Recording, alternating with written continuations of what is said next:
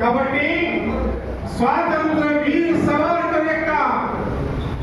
జీవిత ఘట్టాలను, స్వాతంత్ర వీర సావర్కర్ యొక్క చరిత్రను, స్వాతంత్ర వీర సావర్కర్ యొక్క వాస్తవ గాథలను భారతీయులకు తెలియనీయకుండా చేసింది. స్వాతంత్రం రాకముందు, స్వాతంత్రం వచ్చిన తర్వాత కూడా ఈ స్వాతంత్ర యంత్రాంగం కావాలని మన చరిత్ర పుటల్లో దొరకనటువంటి ఒక స్వాతంత్ర వీర సావర్కర్ యొక్క వాస్తవ గాథను తెలుసుకోవడానికి యువకులందరినీ, దేశభక్తులందరినీ వాస్తవ నిజ నిజాలను తెలపడానికి స్వాతంత్ర